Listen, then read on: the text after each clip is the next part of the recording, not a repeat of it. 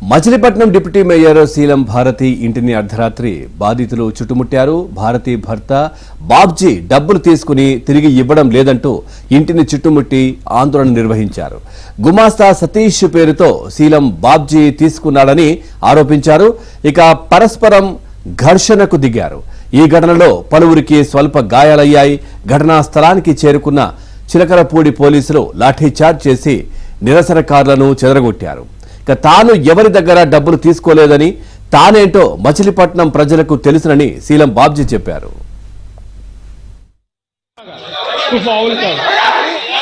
వచ్చి ఎవరో కుర్రోడు నువ్వెవరో నీకేం సంబంధం అని అరుస్తున్నాడు. నా మీద, నా ఇంటికి వచ్చి నా మీద అరుస్తున్నాడు.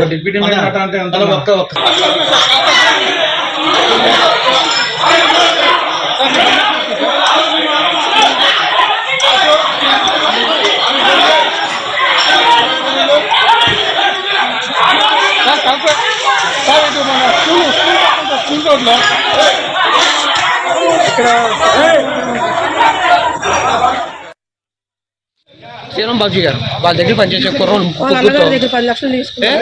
ఒకళ్ళ దగ్గర 10 లక్షలు వసూలు చేశారు. మా దగ్గర వాళ్ళ తమ్ముడు దగ్గర సతీష్ అన్నాడు 10 లక్షలు తీసుకున్నాడు. పెద్దబాబు అన్నాడు 10 లక్షలు తీసుకున్నాడు. వాళ్ళ తమ్ముడు 10 లక్షలు తీసుకున్నాడు. మొత్తం అందరిని బాబ్జీ పంపించాడు. మొత్తం అందరిని బాబ్జీ పంపించాడు. పైకి మేము ముగ్గురు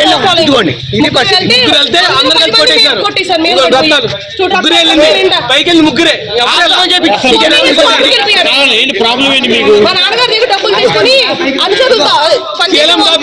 గుమాస్తాలతో పంపించి 2019 గుమాస్తాలు తీసుకొచ్చాడు. 2019 గుమాస్తాలు వచ్చారు. వడ్డీ ఇంట్రెస్ట్ ఇది ఇచ్చాం. బాబ్జీ వచ్చి అడిగాడు డబ్బులు. మేము ఏమన్నాం తర్వాత నేను అడిగితే ఎవరన్నారని చెప్పేసి వేరే వాళ్ళు పంపించాడు.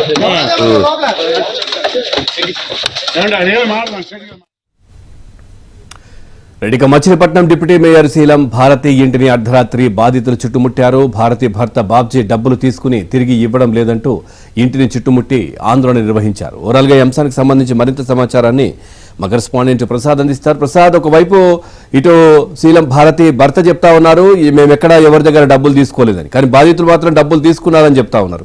ఏం జరిగింది అసలు?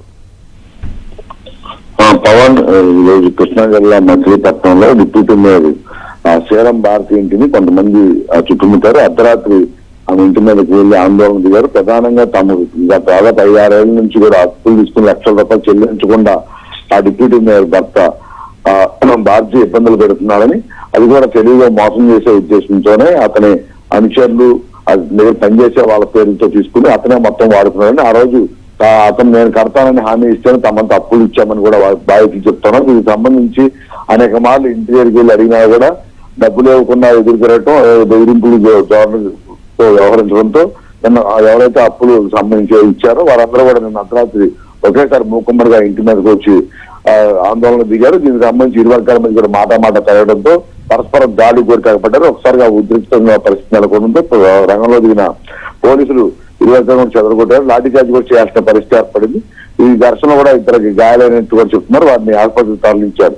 అయితే ఇరు వర్గాల వాదనలు మాత్రం విభిన్నంగా ఉన్నాయి. బాబ్జీ మాత్రం తాను ఎవరి దగ్గర అప్పు తీసుకోలేదు, ఉంటే ప్రూఫ్ చూపించమని చెప్పి చెబుతుండగా వాళ్ళు మాత్రం ఆ ప్రూఫ్స్ అన్ని కూడా వారి ఇంట్లో ఉన్న వర్కర్లు కావచ్చు, లేకపోతే చుట్టూ ఉన్న వారితో సంతకాలు చేయించి తాను హామీ ఉన్నాడని ఈ నేపథ్యంలోనే తాము డబ్బులు ఇవ్వమని అడుగుతామని కూడా చెప్తున్నారు. దీనికి సంబంధించి ఇప్పుడు పోలీసులు కేసు నమోదు చేసి దర్యాప్తు చేస్తున్నారు. Pavan, right, thank you Prasad, thanks for the updates.